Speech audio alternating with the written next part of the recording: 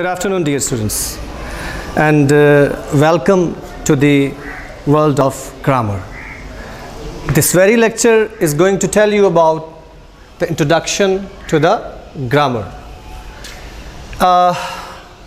हमारा ये लेक्चर शुरू होने से पहले मेरा बेटा बहुत अहम बातें आपके सामने कुछ रखनी हैं अपने पाकिस्तान के नॉन नेटिव होने के लिहाज से कि हम अपनी लैंग्वेज को, इंग्लिश लैंग्वेज को कैसे सीखते हैं थ्रू आउट आवर लाइफ। अपनी पूरी ज़िंदगी में हम कैसे उसको लेकर आगे चल रहे हैं। उस पूरी ज़िंदगी में मेरा बेटा इतना सारा हम अपना ग्रामेटिकल व्यू भी लेते रहते हैं, फिर भी हमारी गलतियां होती रहती हैं, फिर भी हम जो चीज़ें तैयार करते रहते हैं उनमें हमारे मसाइल हमारी जान नहीं छोड़ते। मैं एक सिंपल सी बात कर रहा हूँ। If I give you a topic to write on anything, might be possible there are students who cannot get even a single idea when they are writing. जब वो लिख रहे हैं उनको पता नहीं है कि मैंने कैसे अपनी ब्रेनस्टॉर्मिंग करके आइडियाज़ को इकट्ठा करके और उसके मुताबिक अपने ग्रामेटिकल लेवल को उस जगह पे ले जाके एक अच्छी टेक्स्ट लिखनी है। उस अच्छी टेक्स्ट से मुराद मेरी क्या है? मैं आपके सामने अपने तमाम लेक्चर्स में टेक्स्ट के ऊपर बात कर रहा हूँ। Text text text, everything is text कहा जाता है। ये एक स्ट्रक्चरलिस्ट पॉइंट ऑफ व्यू है कि जो भी मेरे सामने है वो चाहे ऑरल है चाहे रिटन है, वो मुझे कोई मीनिंग डिलीवर कर रही है। क्या मीनिंग है? मिसाल मैं आपके सामने यहाँ पर एक छोटी सी एग्जांपल देने जा रहा हूँ। ये लिखा मैंने, ये कुछ लिख दिया मैंने 9/11। आपके माइंड में एक पूरी हिस्ट्री उसकी होकर गुजर जाएगी। 9/11 मैंने कुछ बोला नहीं, मैंने कुछ किया नहीं, मैंने कुछ कहा नहीं। आपको अमेरिकन वर्ल्ड ट्रेड सेंटर, उसके ऊपर जो टेररिस्ट अटैक हुआ था वो, और उसके रिलेटेड तमाम तरह हिस्ट्री जो उसके बाद एक पूरी दुनिया में अमेरिका ने अपना पूरा वो काम किया, वो वॉर ऑन टेरर के मुताबिक, और उसने पूरी दुनिया में एक हैवक फैलाई, वो सब कुछ उसमें एक एक्ट से, 2 वर्ड से शुरू हो जाता है आपके माइंड में। ये आपके माइंड ने ब्रेनस्टॉर्मिंग करनी शुरू कर दी है, आपके माइंड में आइडियाज़ आने शुरू हो गए। कुछ लिखा नहीं गया, कुछ बोला नहीं गया, कुछ कहा नहीं गया, लेकिन जस्ट आपने सिंबल से बात को समझ लिया। तो लैंग्वेज तो सिंबॉलिक भी है, लेकिन हमने अपने इस पाकिस्तान के एनवायरनमेंट में क्या सीखा है? उसको ता है, ती है, ते हैं, सारी ज़िंदगी यही चलता रहता है। और रूल्स भी आते हैं, लेकिन फिर भी एक ऐसे नहीं लिख सकते अपने आप से, एक सवाल का जवाब नहीं अपने आप से लिख सकते हैं हम। ये एक इस वक्त एक जो मीडियोकर लेवल पे हमारे मसाइल हैं, और इन चीज़ों को लेकर जो हमारी जनरेशन्स हैं बेचारी, वो क्रैमिंग कर करके नंबर ले जा रही हैं। बहुत अच्छे नंबर्स आ रहे हैं बच्चों के, लेकिन सॉरी टू से कि एक पैराग्राफ नहीं लिख सकते हैं। क्यों नहीं लिख सकते हैं? वो कुछ मसाइल हैं बेटा। उसके लिए क्या वजूहात हैं वो भी मैं आपके सामने रखूँगा कि उनकी रीज़न्स क्या हैं। यही एक वजह है मेरा बेटा, जब आप कंपटीशन के इम्तिहानों में जाते हैं, CSS जैसे इम्तिहानों में जाते हैं, PMS जैसे इम्तिहानों में जाते हैं, PPSC के किसी इम्तिहान में कोई एक ऐसे लिखना पड़ जाए आपको, तो सबसे ज़्यादा जो फेलिंग की रेशियो होती है मेरा बेटा वो ऐसे के सेगमेंट में होती है, इस तरह के सेगमेंट्स में होती हैं। ठीक है, CSS में भी आपको 1000 नंबर का एक 1000 वर्ड्स का एक ऐसे लिखना है आपने। कैसे लिखेंगे? अनसीन टॉपिक है, तो यहाँ तक FSC में तो नंबर आप ले जाते हैं। ठीक है, और उसके बाद आप मुकद्दर किस्मत ने साथ दिया तो ठीक है, डॉक्टर तो बन गए। लेकिन अगर नहीं, अगर FSC मैं इसलिए कर रहा हूँ कि मैंने डॉक्टर बनना है तो ठीक है, मकसद मेरा बिल्कुल क्लियर है। लेकिन अगर मैंने FSC इसलिए करनी है कि मेरे से डॉक्टरेट नहीं हो पा रही है, तो फिर मैं FSC क्यों कर रहा हूँ? और उसमें मैंने जो पढ़ा है वो मेरा लेवल क्या है? क्या ज़िंदगी में यही फील्ड रह जाती है? और उसके अगली फील्ड में मैंने जाना है तो वहाँ पर कौन सी चीज़ें मेरा क्या फ़ायदा कर सकती हैं? So welcome to the world of grammar. Grammar की दुनिया क्या है? ग्रामर की दुनिया, आइए आज ग्रामर को एक नए अंदाज में देखेंगे। मार्केट में आपको हज़ारों बुक्स पढ़ी मिल जाएंगी जिनके ऊपर बहुत खूबसूरत तरीके से, बहुत अच्छे तरीके से आपको रूल्स एंड रेगुलेशंस मिलते हैं, लेकिन क्या वजह है? सारी ज़िंदगी पढ़ने के बावजूद गलतियाँ वहीं पर खड़ी हुई हैं। गलतियों को सद्देबाब नहीं होते, उसकी एक वजह है। क्योंकि हमने सिर्फ ये जान लेना है कि ओके जी मैंने इन चीज़ों को समझ लेना है तो मुझे आ जाएगी ग्रामर। नहीं मेरा बेटा, आपको उस टेक्स्ट को समझना है जो उस ख़ास लैंग्वेज में प्रिवेल कर रही है और वो अपनी ग्रामर लेकर चल रही है। मिसाल के तौर पे डेफिनेशन है ग्रामर की, grammar is a way to understand a language. पहली बात तो ये कि ग्रामर एक वे है किसी एक लैंग्वेज को, किसी एक जुबान को समझने का।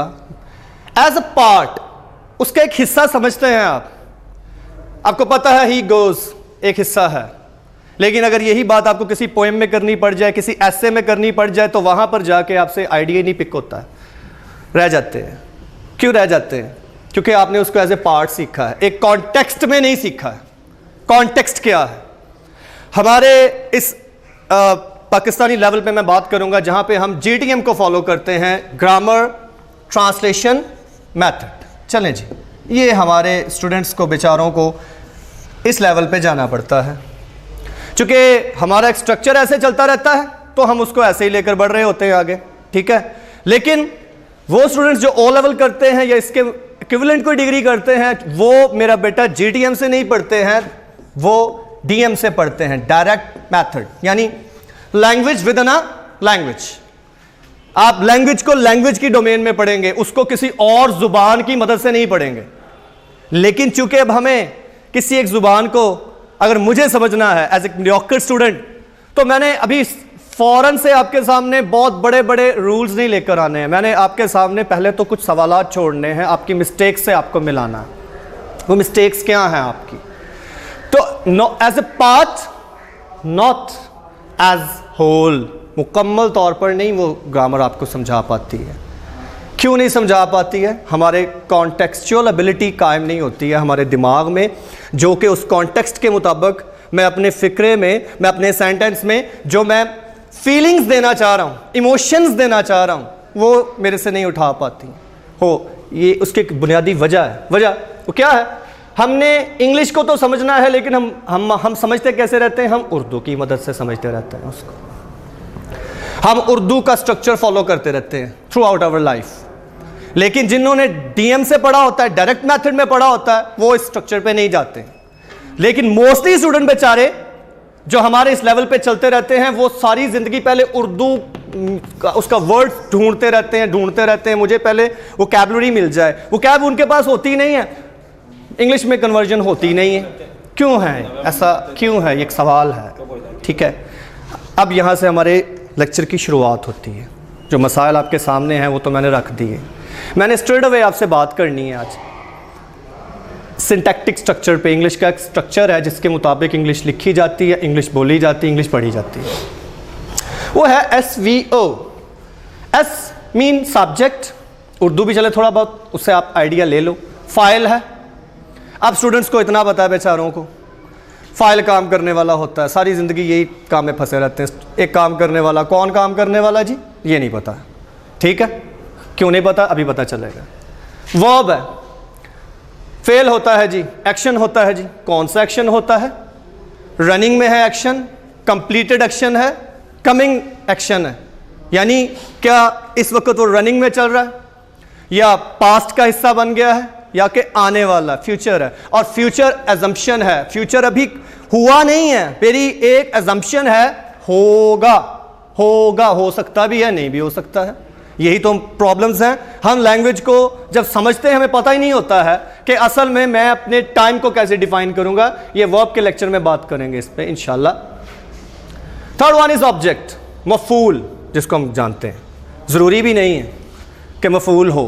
क्यों ज़रूरी नहीं है? वर्ब के लेक्चर में बात करेंगे। ओके जी, मेरा आज का आपके साथ जो टॉपिक है वो है व्हाट इज अ सब्जेक्ट। पहला हिस्सा समझते हैं, सब्जेक्ट है क्या? सब्जेक्ट क्या है? यानी कोई भी जब मैं सेंटेंस बनाता हूं तो मैं क्या करता हूं? बीइंग अ स्टूडेंट मुझे ये करना पड़ता है जी, ओके, अली स्कूल जाता है, अली ये करता है, अली वो करता है। मिसाल मैं अपने दिमाग में जब कोई भी क्रिएट करता हूं, मैं सबसे पहले सब्जेक्ट की तलाश में पड़ जाता हूं। नहीं बेटा, आइए ज़रा डिफरेंट वे में आज सब्जेक्ट को देखते हैं। सब्जेक्ट कुछ और भी है, सब्जेक्ट के कुछ और मायने भी हैं, और मुझे सब्जेक्ट ढूंढने में और कौन सी चीज़ जो है वो मेरा फ़ायदा करती है, मुझे वे देती है, मुझे रास्ता देती है, ये मेरा सब्जेक्ट पढ़ा हुआ है।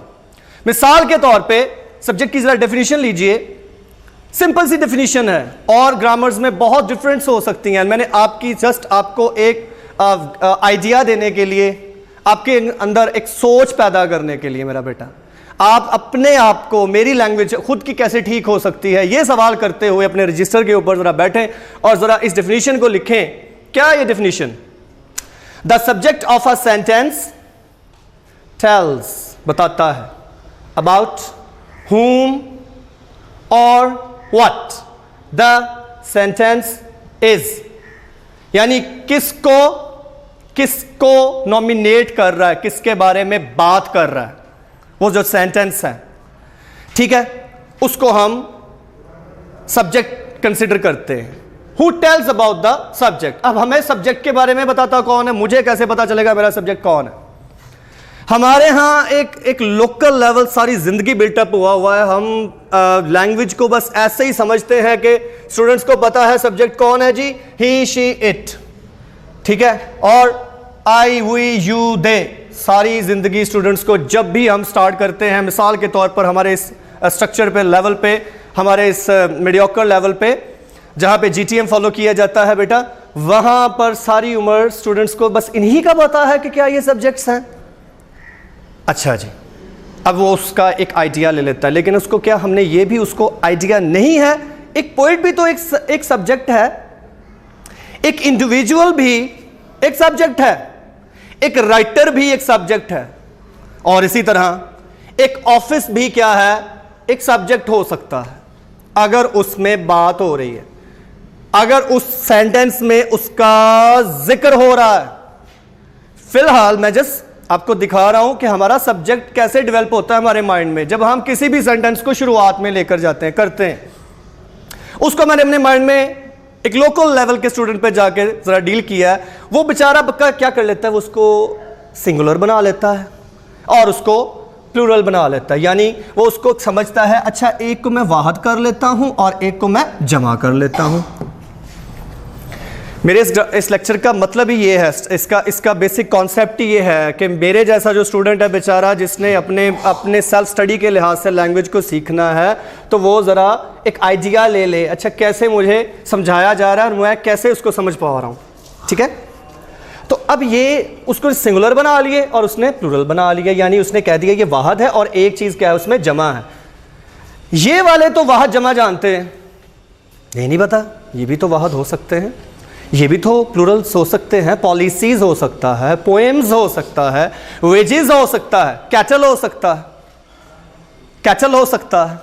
लेकिन वो बेचारा चूंकि इन्हीं को जानता है, इन्हीं के ऊपर सारी उम्र चलता रहता है, इन्हीं के ऊपर बात करता रहता है, इन्हीं के ऊपर सेंटेंसेस क्लासेस में मिलते रहते हैं और इन्हीं को वो अपने माइंड में रख के आगे बढ़ता रहता है। लेकिन इनके बावजूद इनमें भी आप गलतियां करते रहते हैं। तो आइए ज़रा देखते हैं हमें सब्जेक्ट के बारे में बताता कौन है, हमें सब्जेक्ट का कहां से आइडिया मिलेगा, हमें सब्जेक्ट से कैसे आगे बढ़ना है। प्रेडिकेट, एक मैंने लिखा है वर्ड प्रेडिकेट, डेफिनेशन है the predicate tells what the subject is. Predicate आपको बताता है एक सब्जेक्ट कौन है आपका उसमें, यानी मिसाल मैंने आपके सामने लिखी है, एग्जांपल है Ali is presenting his qualities। कौन क्वालिटीज प्रेजेंट कर रहा है अपनी? अली। कौन कौन कौन प्रेजेंट कर रहा है अपनी इन क्वालिटीज को? अली। यानी इस हिस्से ने मुझे इसका पता बता दिया। अब प्रेडिकेट है आपका वर्ब और ऑब्जेक्ट का कॉम्बिनेशन जो होता है वो प्रेडिकेट कहलाता है। मिसाल मैं आपके सामने यहां पे लिखता हूं, देखें जी, बर्ड्स फ्लाई, एक वर्ड के ऊपर प्रेडिकेट आ गया, एक वर्ड के ऊपर प्रेडिकेट आ गया, क्योंकि प्रेडिकेट का काम सिर्फ इतना होता है कि वो आपको सब्जेक्ट के बारे में इंफॉर्म करता है। और एग्जांपल्स इसके बाद जो आपके सामने आएंगी वो आपको क्लियर कर देंगी कैसे प्रेडिकेट आपका सब्जेक्ट बनाता जा रहा है, ठीक है। कैसे जी? फ्लाई, बर्ड्स फ्लाई, कौन उड़ता है? कौन उड़ता है? कौन उड़ता है? दिमाग में सोचें कौन उड़ता है? परिंदे उड़ते हैं। तो जो एक्ट हो रहा है, जो कर रहा है, वही तो आपका सब्जेक्ट है। फ्लाई कर रहा है आपका वो सब्जेक्ट, ठीक है। Here I have just clear the idea about the subject and after that in my next segment, in my next part, you will be having the examples of subject and predicate. और फिर उसके साथ मैं आपको 2 sentences दूंगा जो आपके MD grade में, जो यानी आपके जो टेस्ट आते हैं एंट्री टेस्ट में, वहां पर जो मैंने आज अपने लेक्चर में बात की है आपसे शो करूंगा, क्लियर करूंगा कि वो वहां पर जो आई है वो जस्ट सब्जेक्ट की एक जो एरर है उसके मुताबिक हुआ है। और अगर मैं सब्जेक्ट समझता हूं तो मेरे कितने कितने काम आगे होते जाएंगे, मेरी ग्रामर भी रिफाइन होती जाएगी, मैं टेक्स्ट को भी समझता जाऊंगा और टेक्स्ट के जो है मदद से मैं अपने आने वाले 2 साल का काम भी दरमियान के करता जाऊंगा। ठीक है, तो आइए अब हम बढ़ते हैं अपने नेक्स्ट टॉपिक की तरफ, नेक्स्ट इसके पार्ट की तरफ, हिस्से की तरफ, जिसमें मैंने आपको एग्जांपल्स दिखानी है।